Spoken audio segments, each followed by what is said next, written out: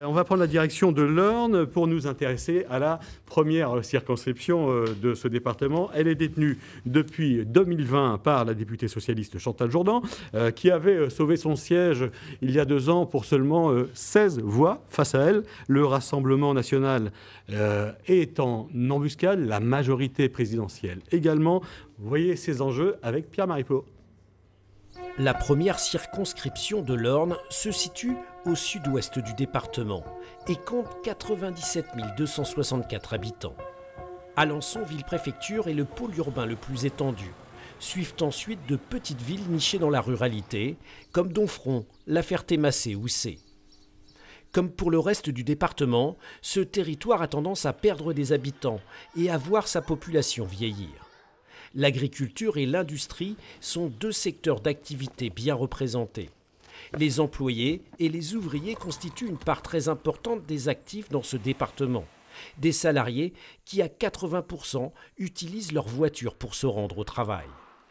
Dans cette circonscription, l'accès aux équipements de santé, d'éducation ou de services publics nécessite, selon l'INSEE, plus de transport que dans le reste de la France. En 2022, lors des dernières élections législatives, Chantal Jourdan l'avait emporté sur Marie-Annick Duhard avec un score très serré, 115 voix d'avance. Voilà, cette circonscription d'Alençon est détenue par la socialiste Chantal Jourdan avec, autant pour moi, 115 voix d'avance en 2022. Aujourd'hui, vous aurez face à vous 7 autres candidats et candidates sur ce plateau, en l'occurrence. Carole, on va présenter nos invités. Effectivement, Patricia Chaplotte, qui est candidate Ensemble la République majorité présidentielle, chef d'entreprise.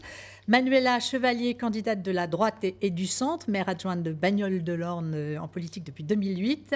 Et Nadine Belziski pour le Rassemblement national, élue d'opposition depuis 2012 au conseil municipal de Bagnoles-de-l'Orne.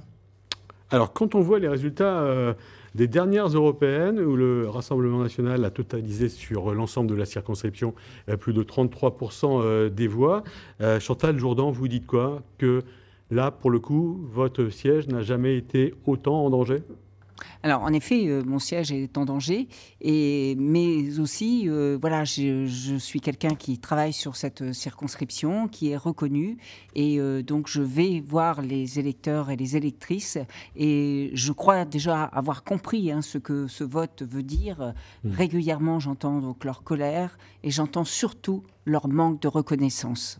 Nadine Belziski, à quel niveau est-ce que vous estimez vos chances aujourd'hui de l'emporter? C'est vrai que le rapport de force est en faveur du Rassemblement national, mais est-ce que, selon vous, ça peut suffire pour que vous l'emportiez là, cette fois? J'espère bien que cela va suffire. Je pense que c'est utile à la France et j'espère bien l'emporter. Alors vous êtes novice dans ce genre d'élection.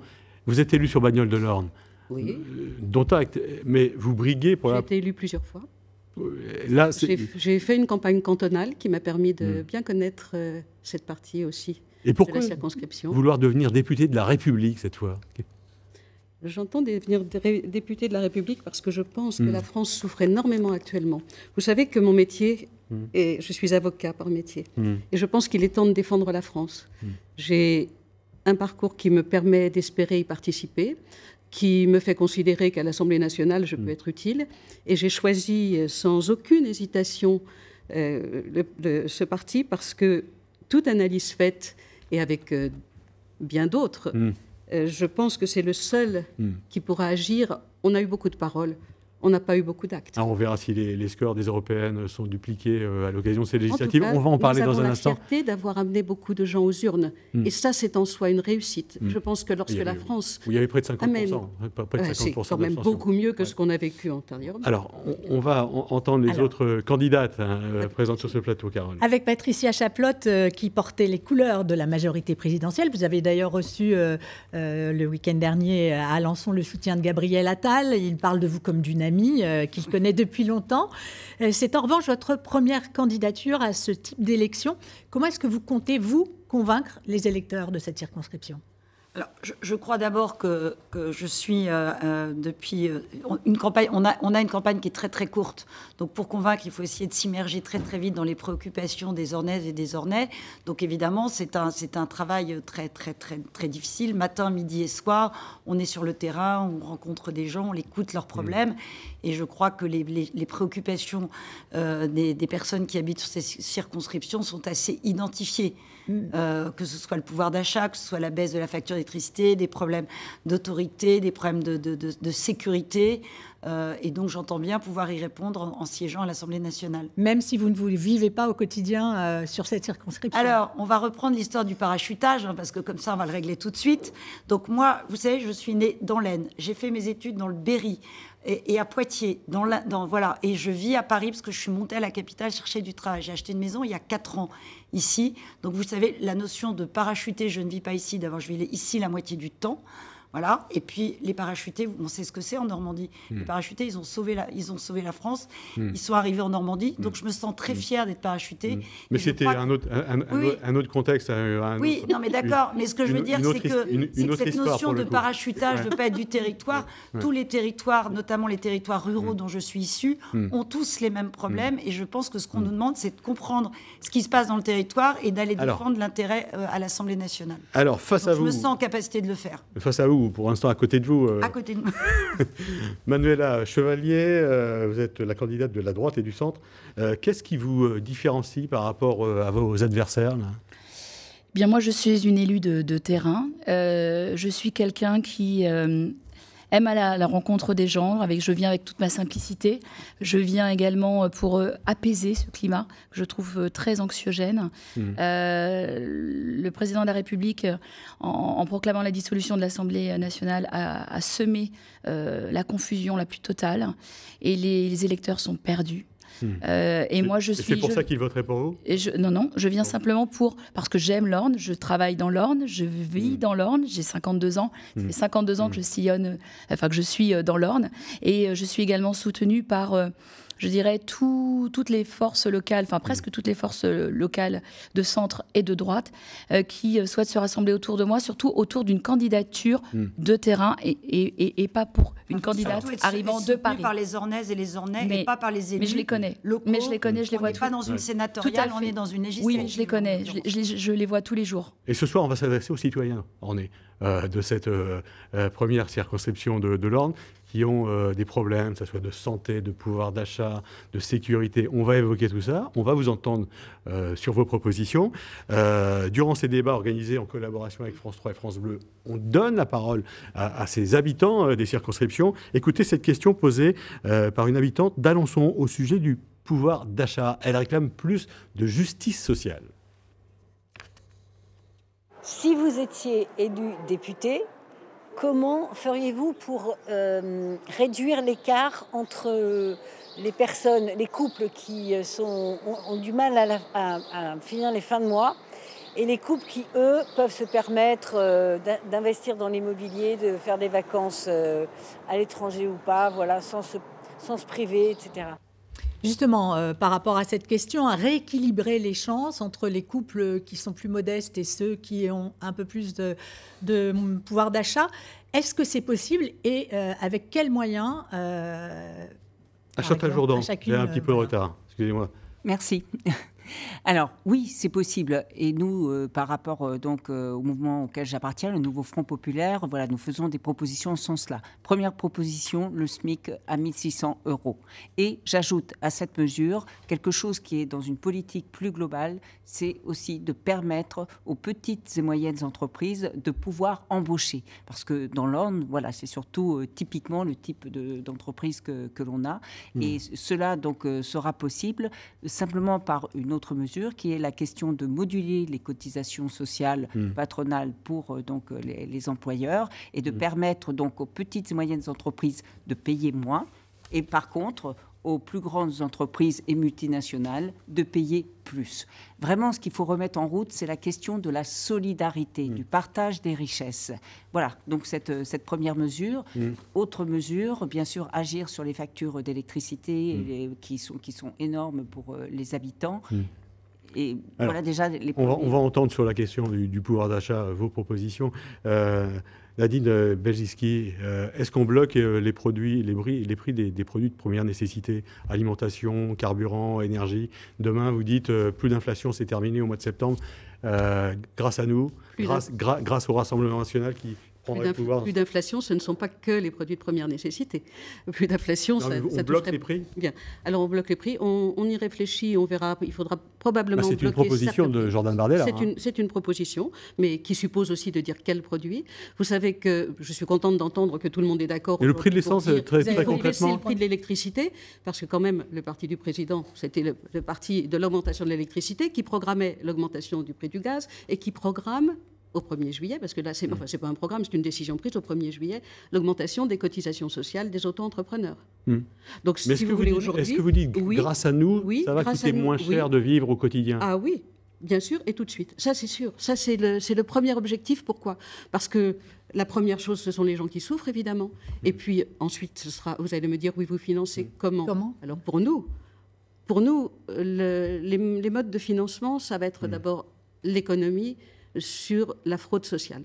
Nous avons une très grande difficulté en France, c'est la fraude sociale, et elle coûte très cher. On a un peu abordé la fraude fiscale, pas complètement, mais la fraude sociale, on est très en retard. Alors nous sommes dans une circonscription qui est à cheval entre la ville d'Alençon, et également les zones rurales de part et d'autre jusqu'à Domfront. Hein.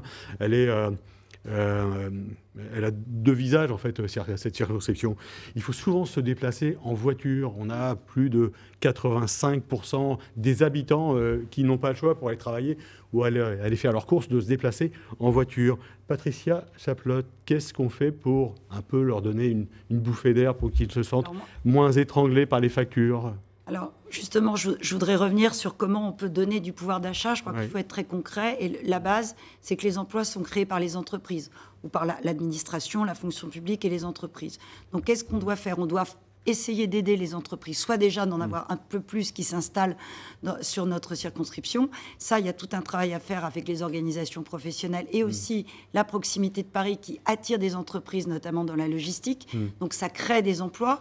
Nous, ce qu'on a proposé, c'est de donner la possibilité à des entrepreneurs de faire une prime de jusqu'à 10 000 euros sur l'année, des primes qui sont exonérées de charges sociales. Donc, ça veut dire qu'on peut totalement... Et on fait un chèque de 10 000 euros? Non, les entreprises peuvent faire des chèques jusqu'à 10 000 euros pour donner aux... Donc, nous, on ne pioche pas dans l'argent de l'État. Parce qu'un SMIC à 1 600 euros, plus les charges sociales, ça ne marche pas. Ça va augmenter le déficit et ça sera trop cher. Et j'ai vu suffisamment de commerçants et de petits entrepreneurs qui m'ont dit, si le SMIC augmente plus les charges sociales, je serai obligé de licencier. Que ce soit une boulangère ou un auto-école, ils m'ont dit exactement la même chose. Donc moi, je ne suis pas pour l'augmentation du SMIC, mais pour que les entreprises participent à l'effort national. Vous, Manuela Chevalier, c'est aussi ce que vous défendez quand même. Les entreprises ont déjà des efforts à faire, vous dites, et on ne peut pas tirer encore plus sur la corde. Oui, bien sûr, il faut trouver le juste milieu dans tout cela. Et je pense que déjà, il faudrait peut-être diminuer les charges sociales sur les salaires. Des fois, elles sont exorbitantes, elles ne sont pas toujours les mêmes. Et des fois, dans certains domaines, on est plus taxé que dans d'autres. Moi, je travaille dans le milieu musical. Les musiciens sont énormément taxés, à 60% de charges, 40% de salaire, cherchez l'erreur. Donc, premièrement, diminuer les cotisations sociales. Et puis... dans l'Orne, il faut ramener aussi dans notre circonscription, parce que le pouvoir d'achat, effectivement, c'est le souci de tout le monde. Il y a quelque chose qui fonctionne très bien. Alors, ça, c'est pas la clé, bien sûr. On a pour le logement l'OPA. Donc, l'OPA, c'est l'amélioration. Donc, l'amélioration de l'habitat. Et donc, justement, c'est fait pour ces conventions sont faites pour aider. C'est une convention entre l'État et les collectivités pour aider justement les personnes. Ça marche. Ça marche. C'est un exemple à suivre. Ça. Comment? Ça marche. C'est ce qu'il faut faire. Et dans l'Orne, les aides, c'est quand même important pour justement. C'est bien de parler des entreprises et des salariés, on pourrait parler en matière de pouvoir d'achat et surtout dans l'Orne, puisque nous avons une population vieillissante, des retraités. Or, les retraités qui n'ont pas vu augmenter leur retraite ont surtout vu baisser leur retraite, baisser à cause de l'augmentation de la CSG, ce qui est quand même une mesure prise par un gouvernement qui est là depuis longtemps. Et les salaires... On indexe les retraites sur l'inflation, donc ça veut dire que tout change au moment que des élections. L'inflation augmente. Ça a été voté dans la loi de finances et ça le sera. Pour l'instant, si je suis au Parlement, madame, je veillerai à l'augmentation des prix pour les plus pauvres et l'augmentation des charges pour les plus pauvres. Donc je pense qu'effectivement, le Rassemblement national a une certaine marge d'action par rapport à ce gouvernement, dont je voudrais dire et vous redire, puisque j'ai eu l'occasion de vous le redire, que ce n'est pas la majorité présidentielle, car il n'y a plus de majorité depuis un certain temps. Mais vous parlez des retraites. Moi, je voudrais apporter une précision par rapport à ce débat sur la question des cotisations sociales. Et je tiens à parler de cotisations sociales et non de charges sociales. Je pense qu'il faut que l'on se rende compte que si nous n'avons pas de cotisation sociale, derrière, nous ne pourrons plus assurer notre système de solidarité. Ça veut dire que les Français, les Françaises, les Ornais, les Ornaises auront du mal à pouvoir se soigner. Ça veut dire que nous n'aurons plus de services publics. Donc, il est tout à fait normal que l'on contribue, de par ce que l'on produit, à la solidarité nationale. Alors, on a interrogé... C'est les cotisations sociales aussi qui payent une partie des retraites. On va avancer, si vous voulez. Et j'aimerais aussi qu'on parle des énergies. On n'a pas parlé des énergies. Alors, on peut parler des énergies, on peut parler de la sécurité, on peut mais parler il faut réinvestir quand même dans les centrales nucléaires. On peut parler de tas de choses. On a plein de sujets, en fait, que l'on peut... Quand on parle des cotisations sociales... On parle des cotisations sociales, mais on va essayer, si vous voulez bien, de la dépense. d'avancer parce que... Qui bénéficie du système social? Je voudrais pas qu'on passe toute l'émission, effectivement, à détailler les mesures sociales et que les gens ne retiennent que ça, en fait, de vos propositions. C'est important de savoir quand même d'où est produit l'argent et vers qui il va. Il y a des questions autour de l'énergie, de la sécurité, effectivement, qui me paraissent aussi importantes. Autour du logement, on a recueilli plusieurs témoignages, mais écoutez, c'est cet habitant qui vous interpelle à propos des loyers. Je m'adresse aux futurs députés. Lorsque vous serez élu, avez-vous l'intention de faire plafonner les loyers dans certaines rues commerçantes des grandes villes? Voilà, plafonner les loyers, est-ce que c'est la bonne solution? Comment est-ce qu'on fait pour apporter une offre qui soit adéquate par rapport aux habitants qui vivent l'endroit? Les loyers, sauf erreur de ma part, sont plafonnés. Sont plafonnés. Quand on renouvelle un bail, on ne peut pas augmenter le loyer. Ah oui, bien sûr. Ce qu'il sous-entend là, c'est est très largement un logement social avec des prix qui ne sont pas des prix de marché, mais qui sont les prix du logement social. Ce qui sous-entend. Monsieur témoigne du logement dans un centre-ville. Exactement. Et effectivement, il y a des différences à voir selon les zones où la situation est tendue ou pas. Donc, est-ce qu'on bloque le niveau des loyers? Sur le territoire, il y a effectivement des endroits où les gens qui travaillent, par exemple, ne peuvent plus accéder à un logement près du lieu où ils travaillent parce que le loyer est élevé. Alors nous, socialistes, avons travaillé sur cette question et prévoyons justement un encadrement du loyer et par rapport à cette question des zones tendues. C'est marrant parce que c'est un restaurateur qui a un resto qui s'appelle La Dentelle. Je ne veux pas faire de promo, mais j'ai déjeuné chez lui hier et j'ai longtemps discuté avec lui hier après-midi, y compris sur des logements sociaux qui vont s'installer dans le centre-ville et dont ils ne sont pas très friands. Voilà. Non, ce que je veux dire, c'est qu'effectivement, déjà les loyers sont réglementés. Je ne sais pas si on peut dire le mot plafonné, mais on ne peut pas augmenter les loyers comme ça. Donc effectivement, les loyers en centre-ville sont chers, mais bon, je crois que voilà, il faut aussi raison garder. Les loyers sont encore une fois encadrés, donc je ne suis pas sûre qu'il y ait une mesure particulière à faire sur le plafonnement des loyers qui sont déjà très encadrés. Il y a déjà effectivement une partie d'encadrement, mais par contre, vraiment, il y a un enjeu qui est très important derrière cette question des loyers, c'est la question de la mixité. La mixité dans tous les quartiers. Aujourd'hui, on voit bien que des quartiers, du coup, deviennent uniquement populaires, d'autres quartiers deviennent simplement des quartiers huppés à cause de ces différences. Et aujourd'hui, dans notre pays et même dans notre département, nous avons besoin de travailler sur cette question de la mixité sociale. C'est extrêmement important pour améliorer le mieux de faire de la sécurité. Non mais la mixité sociale, madame, c'est pas que des problèmes d'origine sociale ou voilà, c'est aussi les personnes âgées. Les personnes âgées qui vivent, vous parliez des quartiers, des zones rurales isolées. Si on peut construire des logements sociaux pour faire revenir les personnes âgées qui ont du mal à se soigner, qui sont loin des commerces, etc. Ça, alors, c'est aussi justement, quel visage, s'il vous plaît, de la rénovation de leur habitat. Alors, oui, on va parler d'habitat, on va parler très cher la rénovation des habitats. On va parler du visage. Des ménages dans des immeubles, dans des appartements neufs. Excusez-moi, pour le logement, effectivement, il y a tout ce que vous avez évoqué est juste, mais il y a quand même quelque chose qui est inquiétant. Pour nos territoires ruraux, c'est le ZAN qui fait partie donc... le zéro artificialisation nette qui, d'ici 2050, va, mais dans 10 ans, on commencera déjà... interdire aux collectivités de construire, si ce n'est sur des friches déjà existantes. Voilà pour l'explication. Exactement, ça veut dire donc moins de logements. Et donc forcément, alors on parle d'attractivité, mais si on ne peut pas construire, on va nous demander de densifier, mais sans bétonner. Donc on va. Qu'est-ce qu'on fait? Qu'est-ce que vous proposez? Justement, moi, ce que je propose, c'est qu'il faut absolument retravailler sur cette loi climat résilience qui a été votée en 2021 sur le ZAN, parce que les contraintes pour les territoires ruraux, dont l'Orne fait partie, ça nous posera forcément un problème pour les logements. Or, on sait que tout est lié. Si on a des logements, on a des familles, on a de l'emploi, on a de l'attractivité. Ouais. Et ça, c'est un sujet pour moi très important. L'attractivité, en fait, c'est un des problèmes de cette circonscription, mais également du département de l'Orne. Les chiffres sont là. Dans ce département, on a perdu 3000 habitants en l'espace de 10 ans. La population vieillit, la moyenne d'âge est 6 ans plus élevée que sur l'ensemble du pays.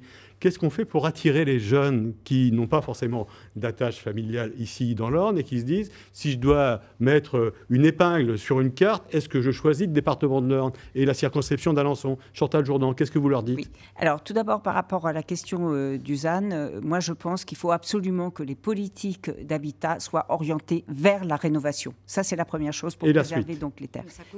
Deuxième chose, par rapport donc à la question de la population qui vieillit et du manque de jeunes. L'Orne a énormément d'atouts, il y a beaucoup d'offres d'emploi et il y a des manques donc en face. Ce qui manque, ce sont les services publics qui ont disparu, qui ne répondent plus donc aux besoins des jeunes couples pour faire garder les enfants, qui ne répondent plus aux besoins de mobilité pour pouvoir se déplacer facilement, qui ne répondent plus suffisamment à la question aussi de la sécurité, qui ne répondent plus à ce que sont les besoins des personnes.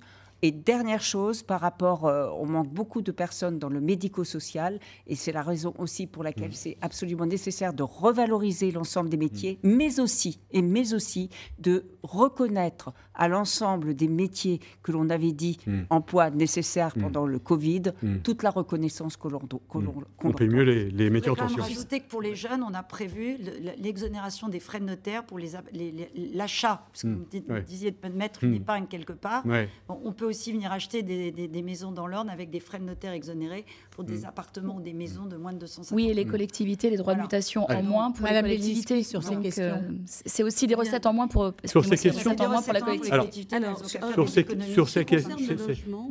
Alors, pas que le logement, parce qu'on avance. Sur la question justement de l'image, l'attractivité de ce département qui vieillit. Oui, c'est un département qui vieillit, mais si l'on veut développer...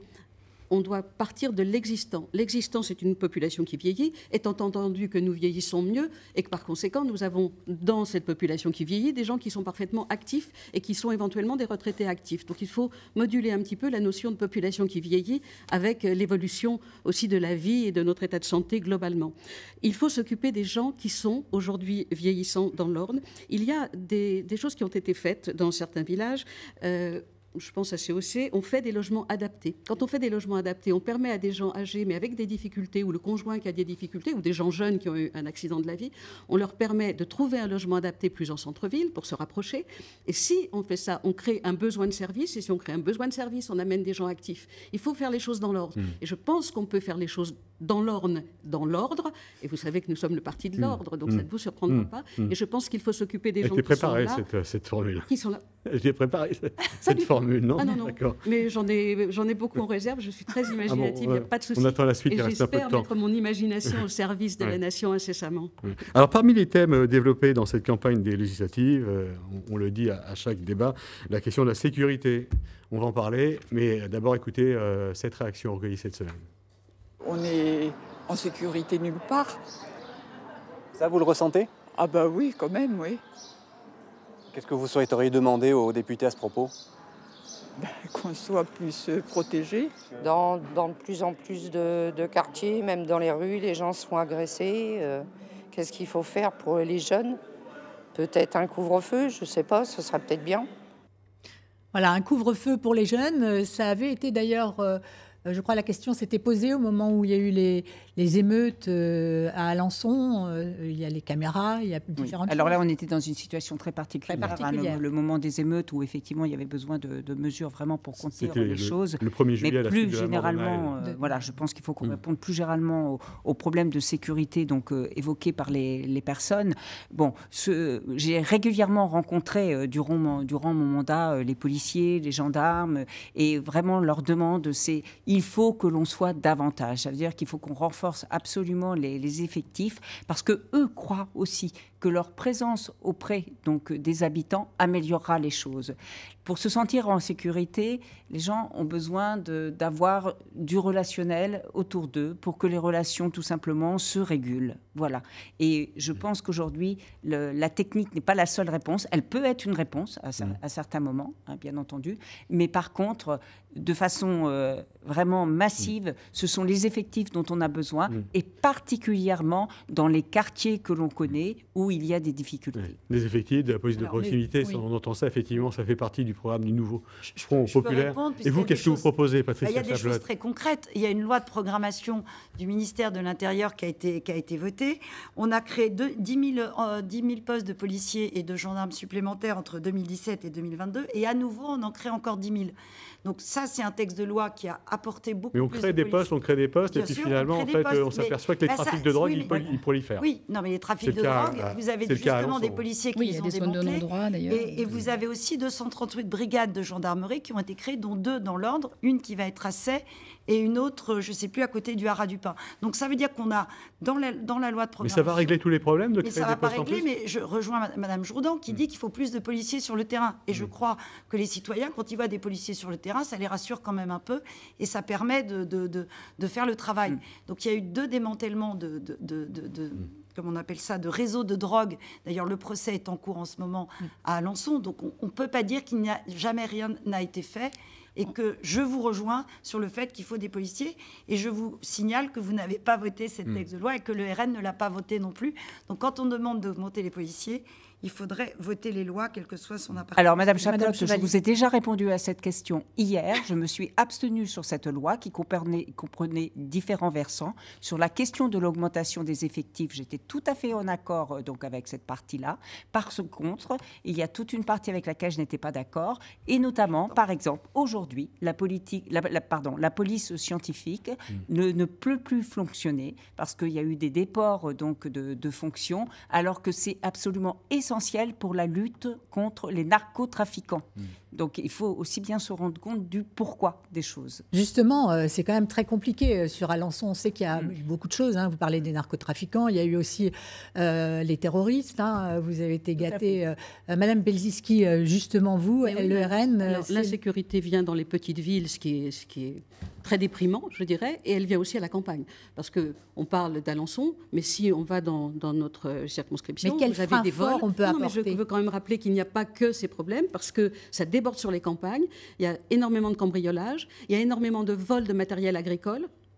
de vol de matériel d'entreprise, je veux dire, ça déborde. Alors, on nous parle d'effectifs. Bien sûr, les effectifs, c'est un des sujets. Mais vous pouvez mettre beaucoup de policiers si vous ne leur donnez pas de moyens, si vous ne respectez pas leur travail, si la justice derrière est laxiste, si vous remettez les gens dehors immédiatement, il ne se passera rien. Je voudrais rappeler que le désordre, il n'est pas que dehors, il est dans les prisons. Aujourd'hui, les prisons, on nous dit elles sont surpeuplées. Le ministre lance des circulaires pour qu'on ne mette pas les gens en prison. Donc, il y a tous ceux qui n'y vont pas, il y a tous ceux qui en ressortent très vite. Et puis, dans les prisons, on a une surcharge où les directeurs de prison vous disent mais nous ne pouvons pas faire face, nous sommes obligés d'être tolérants avec les téléphones, avec la circulation de la drogue.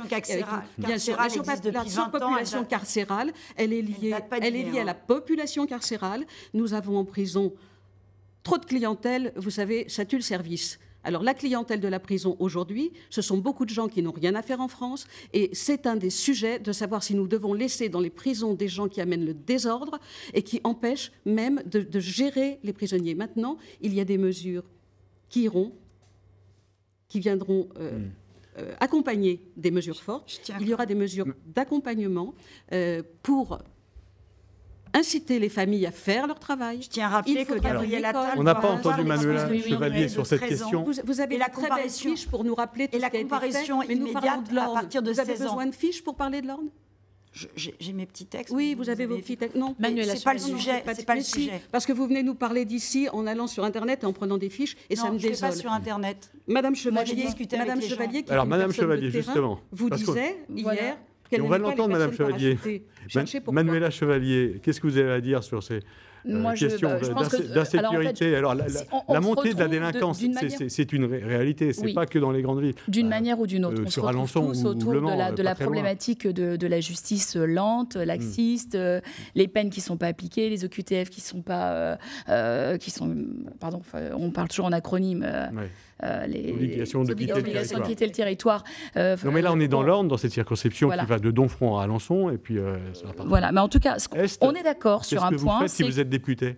On est d'accord sur un point, c'est que je suis pas Mary Poppins, j'ai pas tout dans mon sac, mais ce que je peux vous dire, c'est que les incivilités, les menaces, elles sont omniprésentes, qu'on soit dans la campagne, en campagne, sur nos territoires ruraux ou dans les grandes villes. Bien sûr qu'il faut augmenter les policiers, mais il faut aussi leur donner les moyens de pouvoir agir. Et sur ça, on est tous d'accord. Dans les milieux carcéraux, responsabiliser les parents aussi. Comment ? Alors moi, ce que je voudrais surtout dire, et c'est peut-être le mot de la fin sur ce sujet, c'est que la base de tout, pour moi, c'est qu'il faut remettre de l'ordre dans l'éducation. Il faut rééduquer. Voilà, quand l'éducation sera bien refaite. Quand vous avez des familles monoparentales avec des mamans qui sont toutes seules avec 4 enfants, la pauvre, c'est quand même un peu... Vous avez mais c'est un problème. Quelques secondes pour le mot de la fin. Qu'est-ce que vous voulez dire avant que les électeurs ne se présentent aux urnes dimanche matin ? Patricia Chaplotte. On va faire le tour. Moi, en faisant campagne sur le terrain, chère madame, et en croisant les Ornaises et les Ornais, j'ai compris qu'ils avaient compris qu'il y avait une situation un petit peu, pour le moins, très, très, très dangereuse aujourd'hui de voir arriver les extrêmes à la tête du pays. Donc moi, ce que j'ai envie de vous dire, c'est que je suis la moitié du temps, je serai la moitié du temps à l'écoute des Ornaises et des Ornais sur le territoire et l'autre moitié du temps au Parlement pour essayer de défendre leurs intérêts. Et je pense qu'il faut une femme, il y en a 4 ici sur le plateau, qui ait beaucoup d'énergie pour aller défendre leurs intérêts. Allez, rapidement, et je le ferai volontiers. Ouais. Manuela Chevalier, donc. Très bien. En tout cas, on est presque sûr que ce sera une femme. Presque sûr. Presque sûr. Moins d'une. Voilà. Je voudrais simplement dire que donc moi, ma candidature, elle se pose comme une alternative aux extrêmes. Ni extrême gauche, ni extrême droite, pour ma part. Je suis une élue de terrain, je souhaite rassembler et je souhaite, pour l'Orne, si je suis élue députée, je protégerai bien sûr les services, nos services publics, les services de proximité, nos commerces, nos entreprises, bien sûr l'agriculture, parce qu'on n'a pas parlé de l'agriculture, et je m'engagerai dans la santé et l'éducation qui me semble important. Et enfin, je continuerai à développer l'attractivité du territoire. Chantal Jourdan, le mot de la fin. Alors, moi, simplement, je ne peux pas laisser dire que la justice est laxiste. Je crois qu'il faut faire très attention à cela.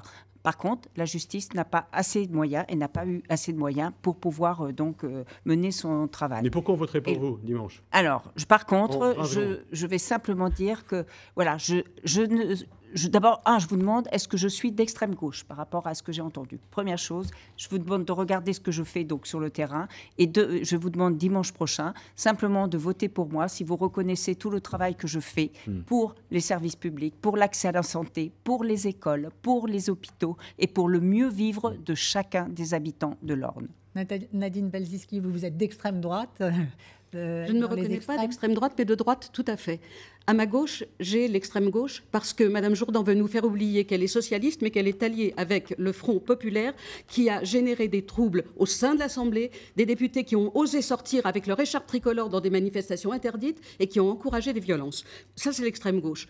Du côté de la majorité présidentielle, nous avons des gens qui écoutent, comme on nous l'a dit. L'ennui, c'est qu'ils n'entendent pas, parce qu'ils ne comprennent pas. Pour comprendre, il faut parler la langue. Ça, c'est pour le diagnostic, mais oui, on va parler la langue. Comment vous emmenez les électeurs? Oui, je vais vous dire pour les électeurs. Nous sommes de droite, il n'y a aucune difficulté là-dessus. De droite. Pas d'extrême droite, mais de droite, une vraie droite. Je dis aux électeurs de nous faire confiance et je dis que l'alternance, c'est maintenant. Voilà. Eh bien, on a bien compris le message. Merci à toutes les quatre d'avoir participé à ce débat.